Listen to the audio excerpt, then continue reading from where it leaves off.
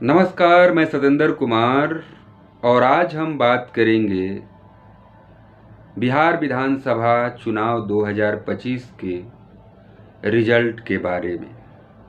पिछले वीडियो में हमने बताया था कि जो विपक्ष है इंडिया गठबंधन, वो मानने को तैयार नहीं है कि उसका इस चुनाव में हार हुआ है। इसके कई कारण भी हैं, हमने पिछले वीडियो में बताया था और इस वीडियो में भी कुछ तथ्यों को आपके बीच रखने का प्रयास कर रहा हूं। आप खुद तय करें कि क्या ये एक संयोग है या प्रयोग है। पिछले वीडियो में हमने बताया था कि बिहार में 23% जो वोट पड़े हैं वो आरजेडी को मिले हैं। 1,15,00,000 के करीब वोट मिले हैं, लेकिन सीट सिर्फ 25 मिली है।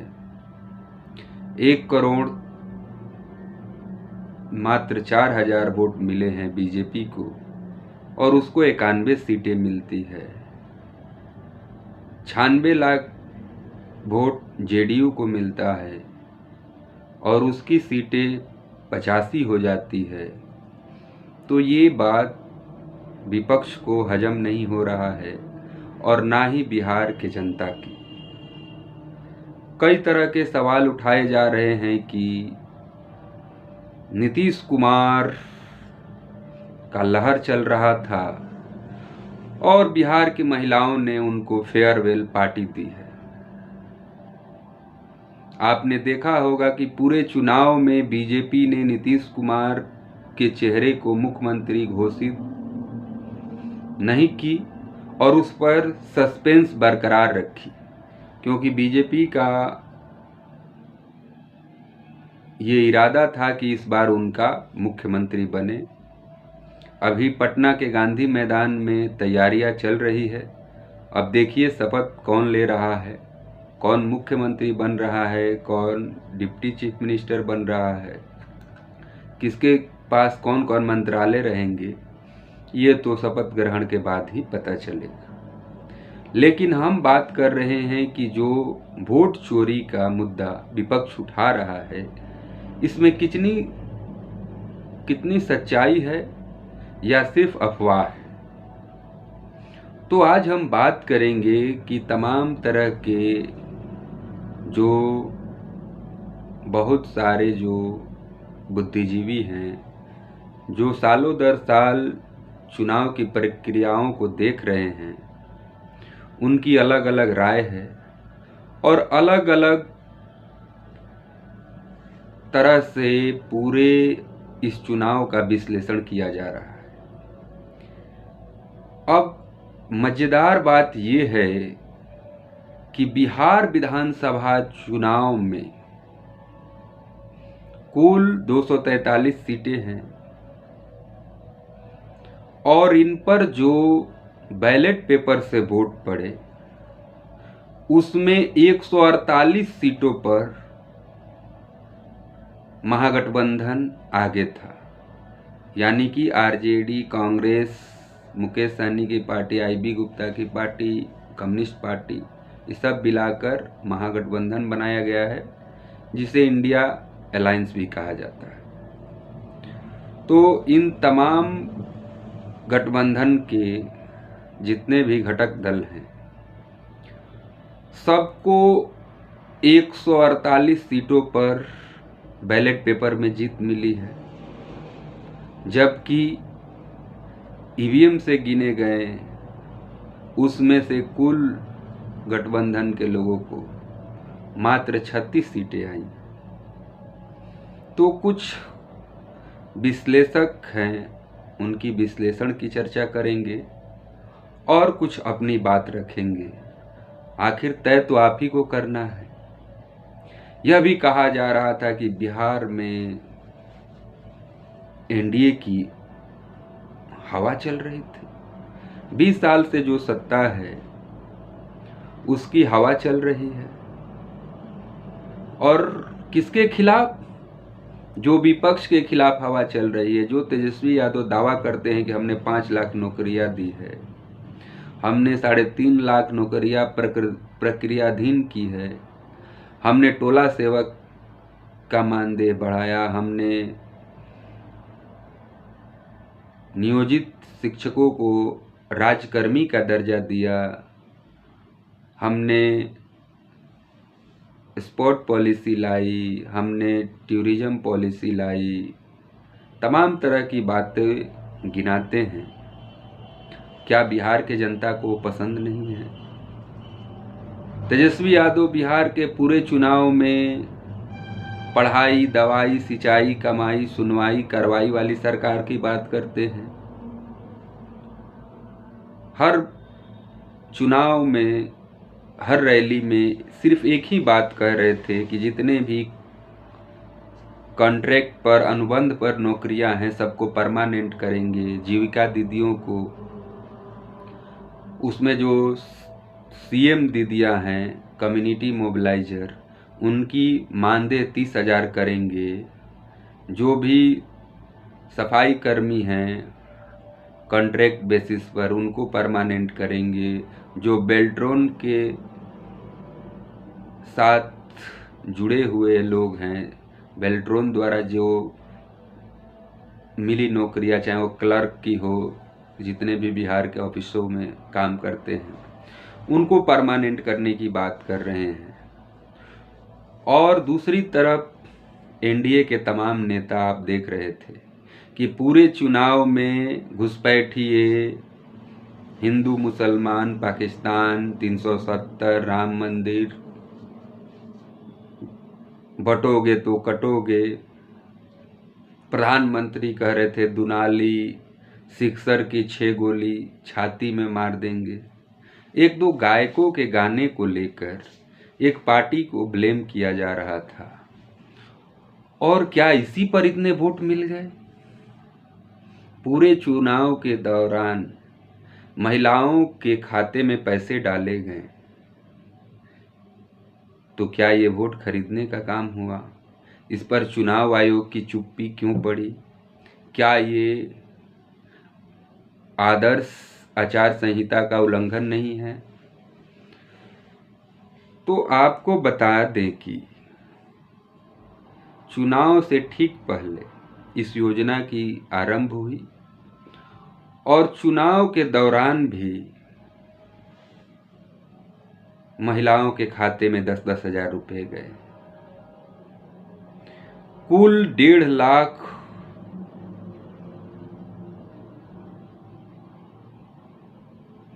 नहीं, 1.5 करोड़, 1.5 लाख नहीं, 1.5 करोड़ महिलाओं के खाते में 10-10 हजार रुपए भेजे गए। अगर उनको 243 सीटों में उनको बांटा जाए तो प्रत्येक विधानसभा की सीटों में 60,000 महिलाएं आती हैं। जिन 60,000 महिलाओं को 10-10 हजार रुपये मिले हैं, उसने वोट किसे दिया होगा? और उस पार्टी के जो कैडर वोट हैं वो किसे वोट देंगे? उसी पार्टी को देंगे। और उसमें 60,000 महिलाओं का वोट ऐड कर ले। दूसरी बात कि जो एसआईआर में 68 लाख वोट काटे गए, तो 68 लाख वोट काटे गए, लगभग 29,000 वोट प्रत्येक विधानसभा से काटे गए। एवरेज कीजिएगा तो वो किसके वोट कटे? उसके बाद चुनाव आयोग ने कहा कि 16 लाख लोगों ने नया नाम जोड़ने का आवेदन दिया, लेकिन नाम कितने जुड़े? 21 लाख। 21 लाख नए वोटर जुड़े। वो किन किन विधानसभाओं में उनकी संख्या ज़्यादा जुड़ी, कम जुड़ी, क्या है, इसका भी विश्लेषण करेंगे तो आपको पता चल जाएगा कि इस चुनाव में किस तरह की धांधली हुई है या किस तरह की बेईमानी जो विपक्ष आरोप लगा रहा है, सही है या गलत। तो कुछ बातों पर हम चर्चा करेंगे कि विपक्ष 123 सीटों पर जो वोट डिलीट किए गए हैं और उसके बाद जो सत्ता पक्ष के उम्मीदवार जीते हैं उसमें कितने वोटों की अंतर है। अगियाव विधानसभा में 12,548 वोट एसआईआर के दौरान डिलीट किए गए। वहां पर सिर्फ 95 वोटों से बीजेपी जीत गई, जहां पिछली बार सीपीआई-एमएल जीती थी। बलरामपुर विधानसभा की बात करें तो यहां पर 17,675 वोट डिलीट किए गए और यहां पर 389 वोटों से एलजेपीआर भी, जो चिराग पासवान की पार्टी है, राष्ट्रीय पार्टी तो नहीं कह सकते हैं, सिर्फ क्षेत्रीय पार्टी है, आप जानते होंगे अगर बिहार के होंगे तो, लेकिन वो राष्ट्रीय राजनीति में अभी केंद्र में वो एनडीए के सरकार में मंत्री हैं चिराग पासवान, उन्हीं की पार्टी है। लोक जनशक्ति रामविलास इसका पूरा नाम है। तो उसके उम्मीदवार को 389 वोट से यहां से जीत जाते हैं, जबकि पिछले बार वहां पर सीपीआई-एमएल जीती थी, जो इंडिया गठबंधन की पार्टियां। बख्तियारपुर में भी 9,193 वोट एसआईआर के दौरान डिलीट किए गए थे और यहां पर भी चिराग पासवान की पार्टी 981 वोटों से जीत जाती है। वहां पर पिछले बार आरजेडी के प्रत्याशी जीते थे। बेलागंज में 15,161 वोट डिलीट किए गए। यहां पर जदयू के प्रत्याशी 2,882 वोटों से जीतते हैं और वहां पर आरजेडी राष्ट्रीय जनता दल हार जाती है। औरंगाबाद में 18,555 वोट डिलीट किए गए थे। यहां पर 6,794 वोट से बीजेपी कांग्रेस को हरा देती है और जीत दर्ज करती है। 202 सीटें जो एनडीए गठबंधन ने जीता है, इसमें से 128 सीटों ऐसी है जहां पर एनडीए में शामिल पार्टियां, चाहे वो बीजेपी हो, जेडीयू हो, एलजेपीआर भी हो, हम हो या आरएलएसपी हो, इनके प्रत्याशियों की जीत की जो मार्जिन है वो डिलीट किए गए वोटरों से कम है। अगर इन सीटों पर वोट डिलीट नहीं हुआ होता तो इनकी जीत कभी नहीं होती। वोट डिलीट हुआ है 20 और ये जीते हैं मात्र 2 वोटों से। अगर 20 वोट डिलीट हुए हैं तो समझिए कि 2 वोट से जीते हैं, इतना का मार्जिन है। 128 सीटों पर साफ दिख रहा है कि वोट डिलीट करके ये चुनाव जीते गए हैं। क्या अभी भी आपको नहीं लगता है कि ये चुनाव कैसे जीते गए हैं? एक और चौंकाने वाले आंकड़े का हम आपके पास जिक्र करेंगे कि पूरे सोशल मीडिया पर ट्रेंड कर रहा है और आपको भी इसे चेक करना चाहिए। हमने इलेक्शन कमीशन के वेबसाइट पर जाकर इसे चेक किया कि क्या ये सही है कि गलत है, तो ये बिल्कुल सही है।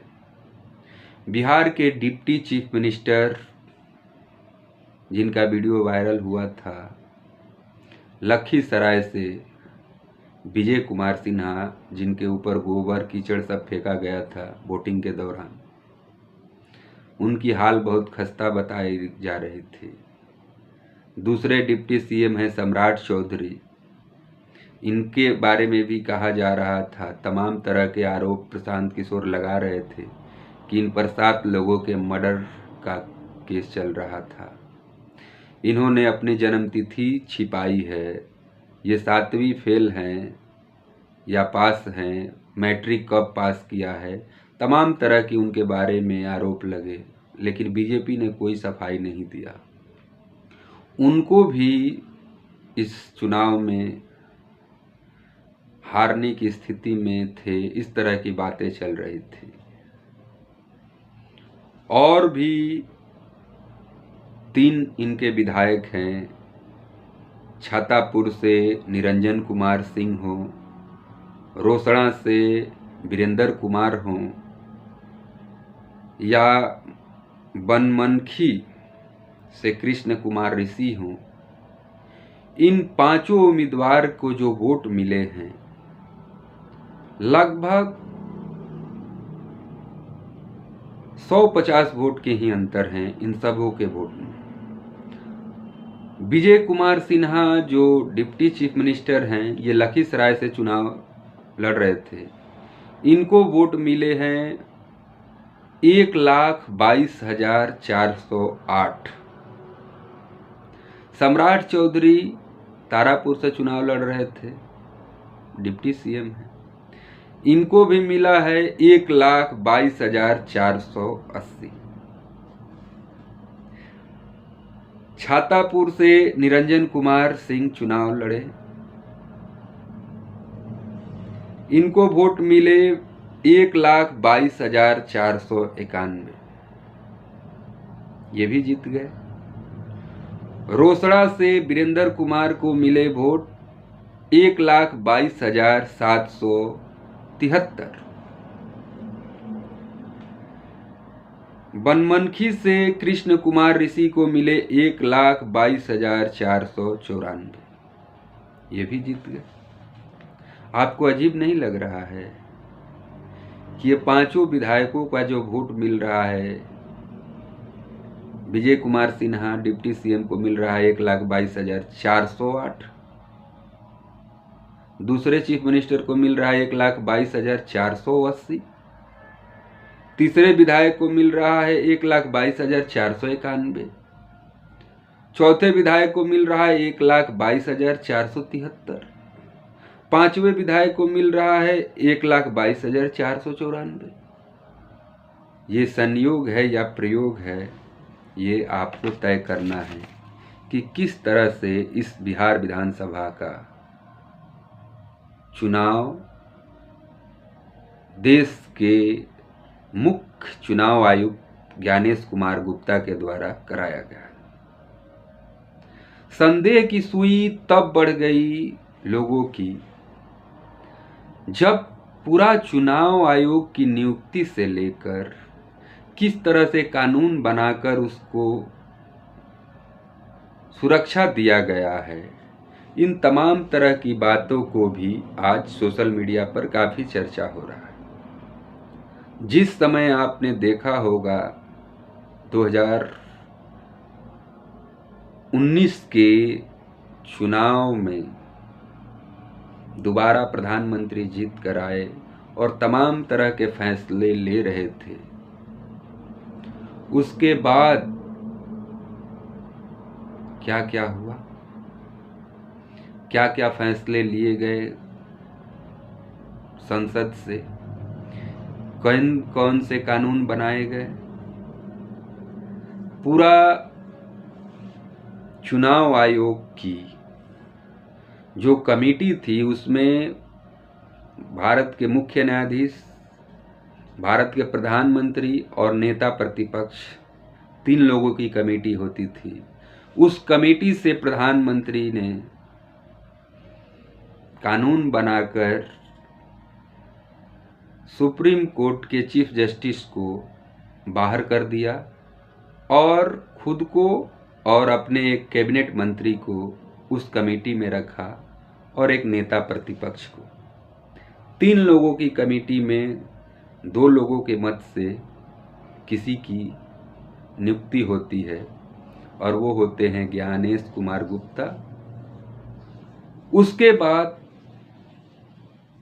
चुनाव आयोग को बचाने के लिए मौजूदा सरकार ने कानून बनाया कि कोई भी व्यक्ति चुनाव आयोग के खिलाफ, जब तक वो चुनाव आयुक्त के पद पर हैं और जब रिटायर भी हो जाएंगे, तो उन पर आप कहीं भी कोई मुकदमा नहीं दायर कर सकते। सोचिए, वो चाहे वो सिविल केस हो चाहे वो क्रिमिनल केस हो, आप उन पर नहीं कर सकते। इतना प्रोटेक्शन की जरूरत भारत के चुनाव आयुक्तों को क्यों पड़ गई? तो ये इशारा किस तरफ करता है?